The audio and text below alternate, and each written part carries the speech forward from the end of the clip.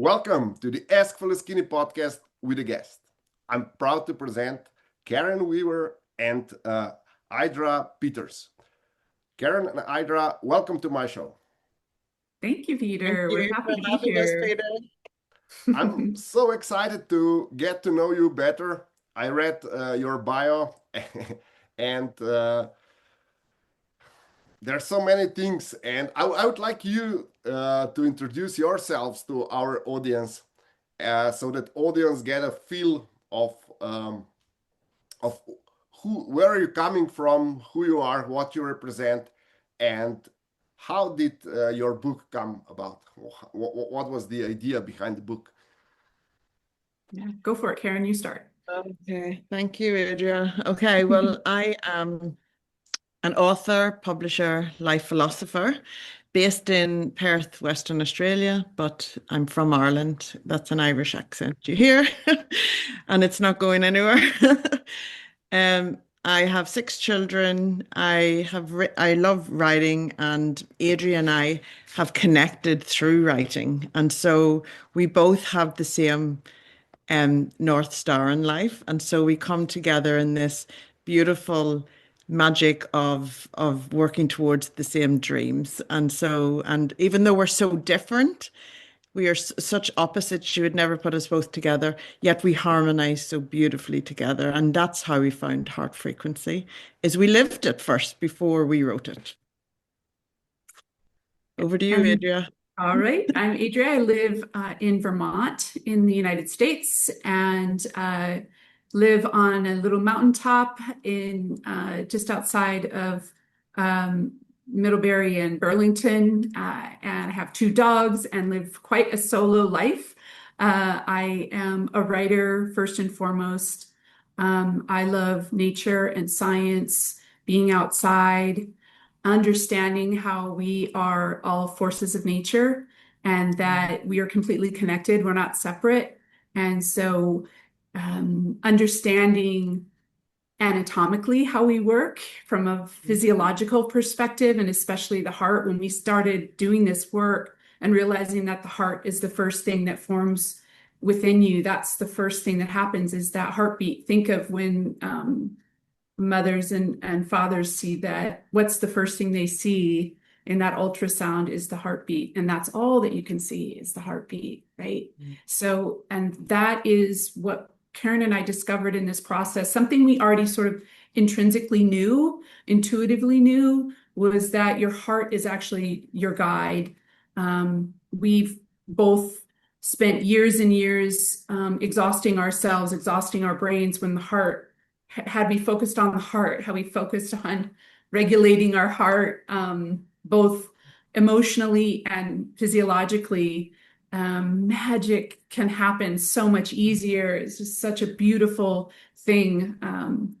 And that's what keeps Karen and I together. So it was just sort of this living example, because our hearts, our intentions were always exactly the same, even though this is how we go in life. We always come back to heart. And so that was what was really exciting about writing this book together. Yeah. Amazing. I'm humbled because you're both such good authors, and I'm just starting my author journey. And I would like to ask you one thing that I get to see in my wellness practice daily. You said that you both went through years of exhaustion just because you didn't listen to your heart. And I would like to ask you, what's your opinion? Is it possible when we are in survival mode, in constant fight or flight, or even freeze mode? Is it possible that in that mode that we can listen to our heart? Is it possible? Or we first have to get ourselves out of the survival mode, out of our fight and flight tendencies, in order to be able to listen to our heart? We're both about to bust out of the gates with this one, aren't we, Asia? Go for It's it. vital. It is vital that you connect with your heart to guide you out of those things. It will it will guide you, and because our nervous system is something that we should not just take for granted. We need to take care of our nervous system.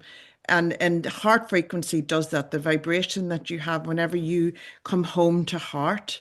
And, because we get so tired because our brains are leading the way all the time. You let your heart lead the way, you're not going to be so tired. And you're not going you're going to see the signs whenever you're going to hit, whenever things are going to.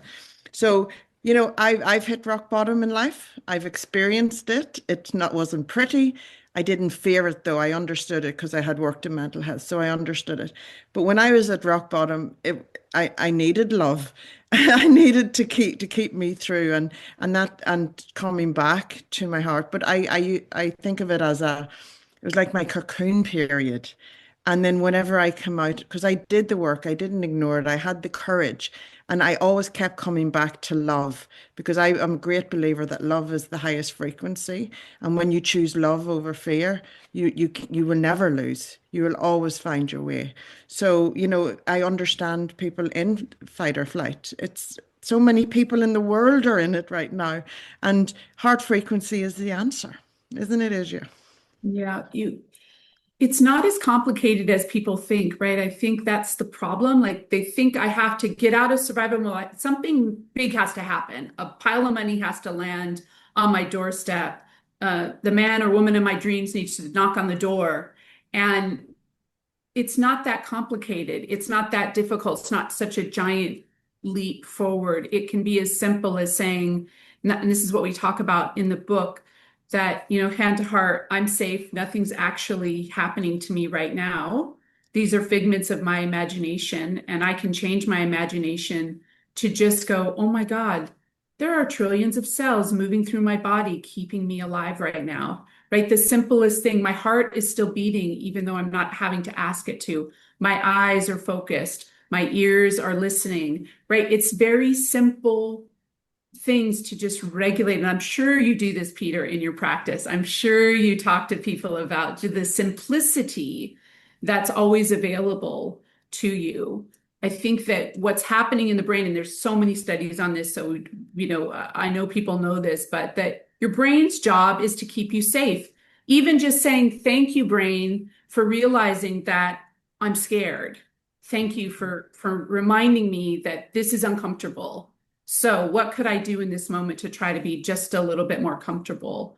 That might be as simple as, for me, like washing the dish. Anything with water flow for me is very soothing. So I wash the dishes, or I mop, or I take a shower, or I water my garden. Anything where I'm seeing, for some reason, for me, and I'm probably like a lot of people, Karen and I just pay attention because we wrote a whole book about it, right? So we're paying attention to the little things that get us back into this, what we're calling heart frequency, which is basically saying, we want your vibration. Your body is oscillating. You're not solid. You're constantly moving. Everything is oscillating all the time. And whatever that vibration is, the speed to which it's moving is what creates frequency, right? So we know that if somebody strums a guitar, the vibration of the string is saying that's a G note or that's a D note, exact, right? Or in light, we know that, this particular speed of light is red and this one's blue, right? And so the same thing is happening with your heart, in saying when it's regulated, when it's not moving really fast, when you don't have an elevated heart rate, everything is regulated. So everything, your prefrontal cortex can go, oh, okay, I'm safe. I can expand. This is where your imagination is, right? This is where your possibility lives. But when you're contracted, possibilities, you just can't see it. It's like, I'm sure you guys have done this, like you're freaking out, you can't find your keys, and the keys might be right there, but you are going to walk past them 15 times because you're too wound up to even see, right? Because you're late or whatever. So I think it's remembering the simplicity of getting out of that panic mode that is quite literally will save your life. Mm-hmm. Amazing. I would, so, sorry. I, I have a question, and since you're talking about heart frequency, and I believe that I believe with my whole heart that this is one of the basics of how we can go from burnout or also work a lot with the patients with midlife crisis or severe midlife crisis, not just sports car and divorce. Yes. So, so would you say that it's possible to solve any of our problem by concentrating on our heart? And as you said, our heart regulates a lot of things. Mhm. And you mentioned the frequency of love. Uh, would you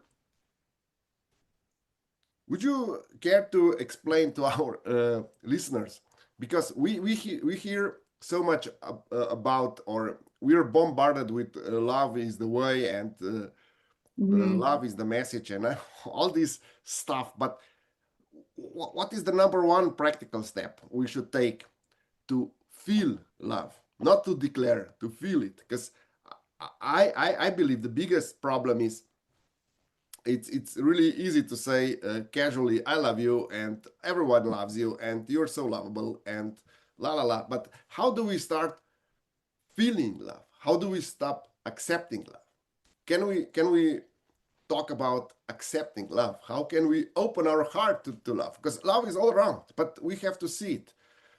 Because we either see world as really dangerous place, or we can see it as a place full of love. But it's the filter that we that we Mhm. engage that matters.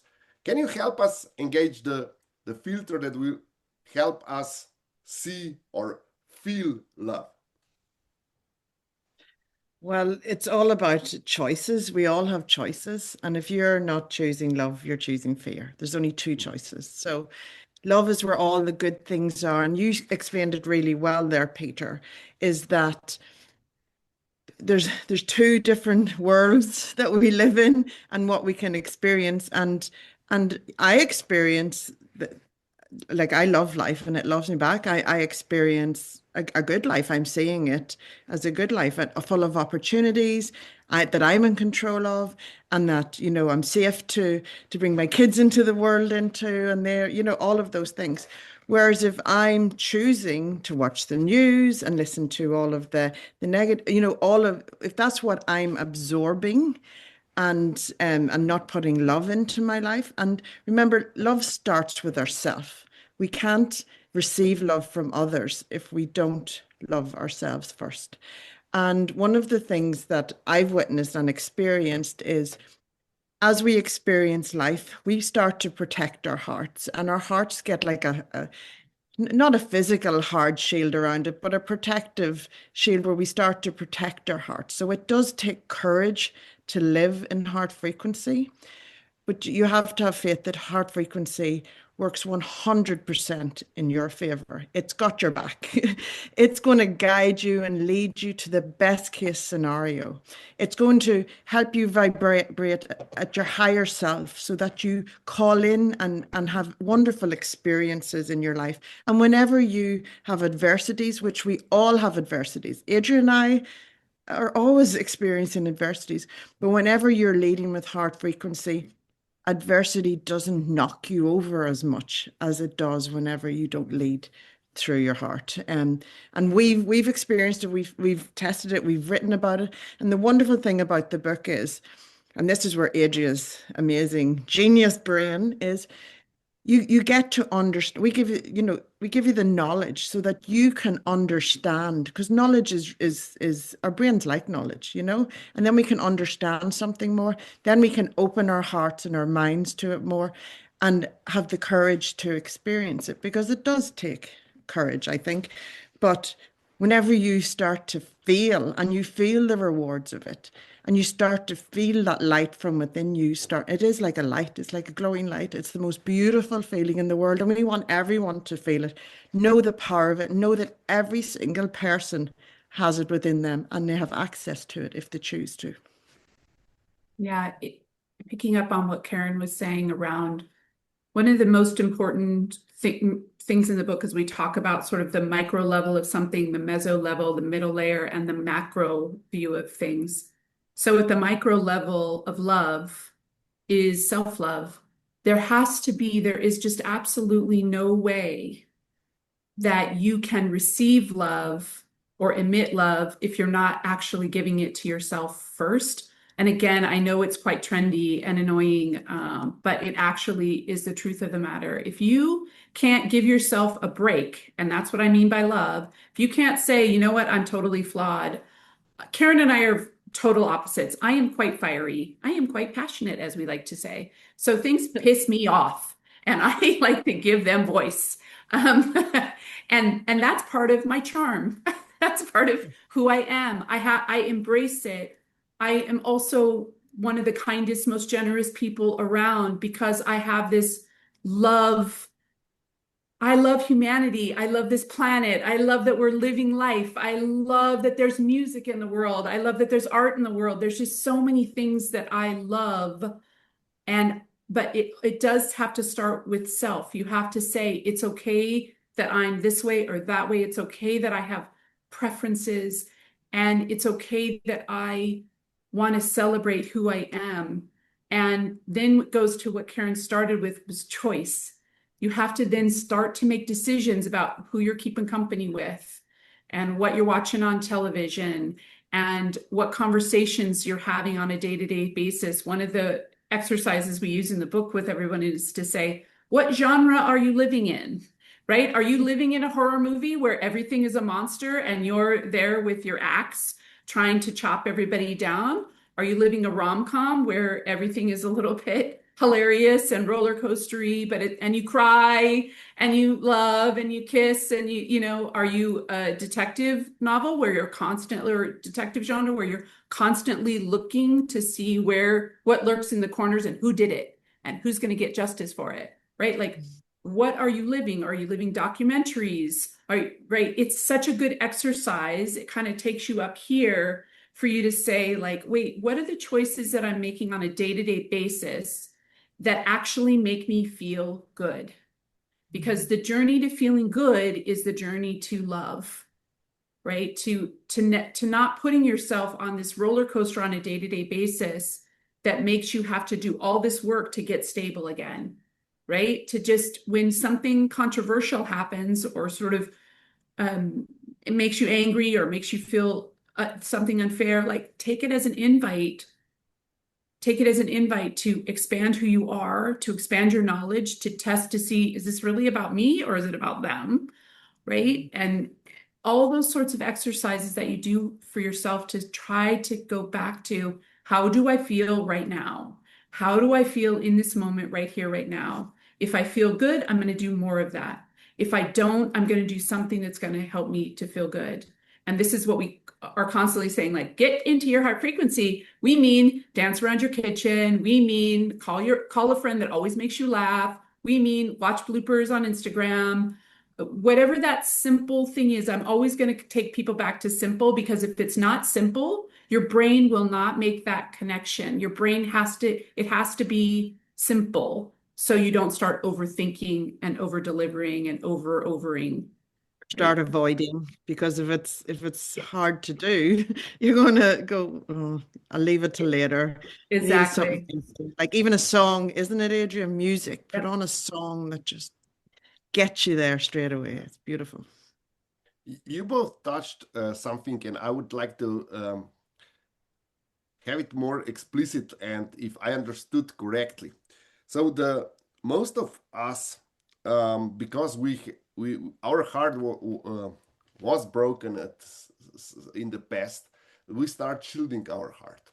But that does not build resilience. The resilience can only be built with the right heart frequency, with having the, let's call it, open heart, and do it only if we emit love, we can get love in return. Not if we start shielding from love, not to get hurt.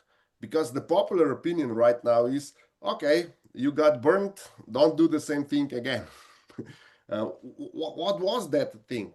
Should we just close down to everything, to all the opportunities, to all the good relationships, to all the good events, or in order not to feel disappointed?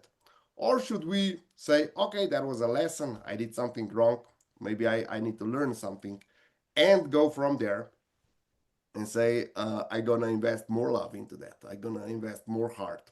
I'm gonna try to synchronize with the heart frequency more often, because you already mentioned it just coming in this moment here and now, and think about all the good things, and suddenly our heart frequency, let's call it, improve, and we get this amazing power just by being here and now. So how can people go from making a shield around their heart to making their heart the biggest, let's call it, transmitter of love towards the world, and also their filter? How should they stop using filter for good not to come in, and start using this filter for all the good to come out, and also be able to accept all the good that is around us? There's so much in that, isn't there, Adrian? Yeah, beautiful. It's beautiful, and it's beautiful to think of. Well, let's put it like this. If you've had a broken heart, it means that you have experienced love. And experiencing love is something that you should never regret, because love is important. Maybe it doesn't work out. We will all have a broken heart in our lifetime. And Hopefully, hopefully, right? yes, Hopefully. hopefully, absolutely, Adrian.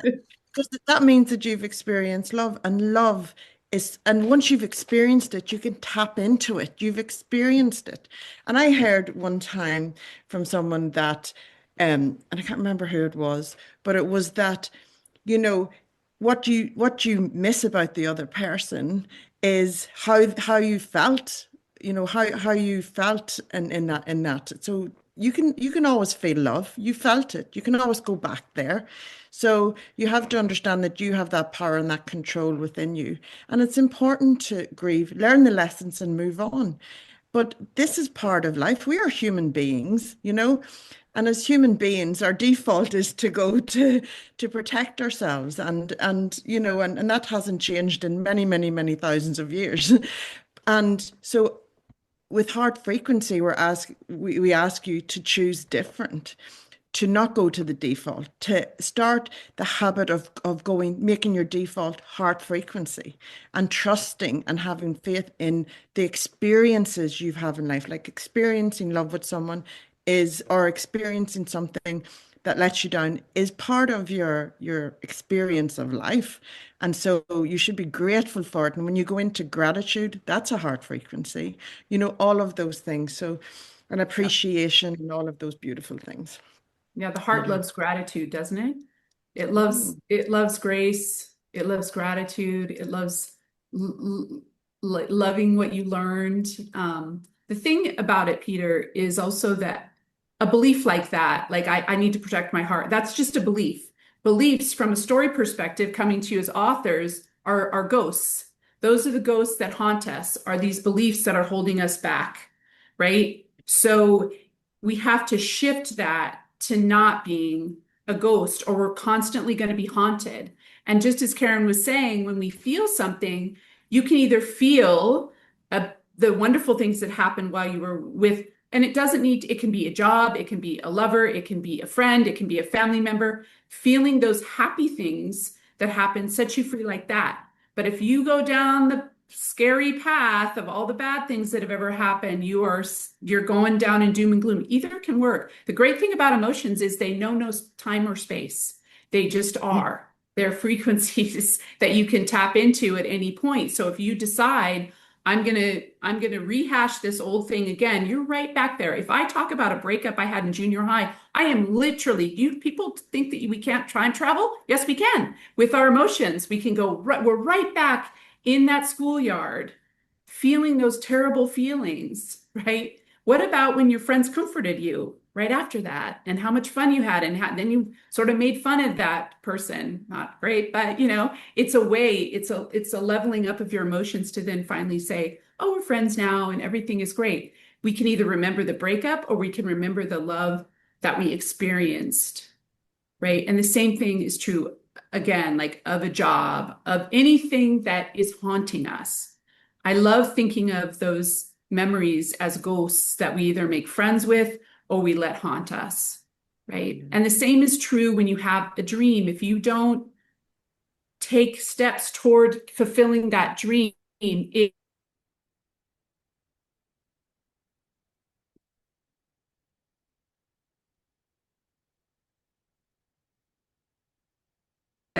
anything is possible, and anything is possible, and I can have anything that I desire. I can do this. I can find the way through, right? And Doing it. We're doing it. I'm doing it, right? Isn't it about stories we tell ourselves? Like we can Yeah. change the stories from the past, and that will change our experience of those events in the now. And it's the present moment that is the time that is. You know, this is the only thing that matters because it's creating our future moments. So our present is where it's at. If present is where we're making the choice, our present is where we're asking you to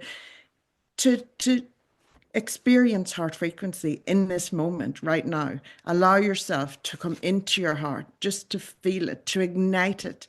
And it'll take a little while, but I feel it physically whenever I go into it. And Adria, don't you feel it as well? Oh, definitely. And anytime that I start to go backwards or slide backwards, I go, oops, whoops. Just have some fun with it, guys. Like don't beat yourselves up, right? Be more gentle with yourself.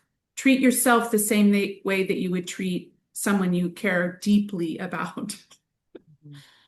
Yeah, I often say when talking about how present can change the future, I also believe the present can change the past because in the present Yes. we decide whether the past was a lesson or it was a punishment. And I do believe that if we control our present, we we can change our past and we can change our future. And I do believe that that is also why it's so important to start. Maybe managing is not the right direction, but using the frequency of love in order to change our past, to transfer it into the lesson and transfer it out of the punishment that we see it as, and our future as an exciting times ahead, even if we know that not just good things will happen. But if we have an open heart, we should be resilient to that. So, before we conclude, what would be your number one advice for our listeners how to tune into your heart frequency? Be kind to yourself, lay off the expectations, take some time, go for a walk, just do something different that you usually do. Just being kind to yourself and choosing love all of the time. You know, if you're choosing love, then you're choosing heart frequency, and just to take and just to do the practice. We've got a beautiful practice in the book that you can do and that will bring you into heart frequency. And once you start doing that, have it as your default, have it as your default, and wait till you see the instant changes around you and how you see and experience the world and everything. The world needs heart frequency, and it starts with us. We need to start with ourselves, be that, and then that will vibrate out into the world. My advice would be to constantly check in with your body. Notice if your heart is racing. Notice if your breath is shorter. Notice if your tongue is at the roof, resting in the roof or the bottom of your mouth. And the second that you start to feel like you're going down a path toward not feeling as good as you possibly could, to do that one thing. Again, for Karen, like it's for us, we have music. That is a really good one. Find a song. Right now I'm listening to Moving to the Sun by Hugel, who's a French DJ. It's a remix, obviously. And I just have to hear like 2 or 3 chords of that, and I am, boom, moving. Yeah. But it is important when you're interacting with people to go, oh, wait, how am I doing? And if you're not feeling as good as you might, or your heart, what happens for me, my palms start to sweat, heart starts to race. hand to heart, even when you're, in a meeting and you can still do that. And just giving, this is a signal to yourself, to your heart, to your brain, I'm safe. I'm okay. Everything is okay. Thank you for all these amazing insights. Before I let you go, I know you're super busy, but I will take another minute of your time. Where can our listeners and viewers get in touch with you, and where can they buy your book?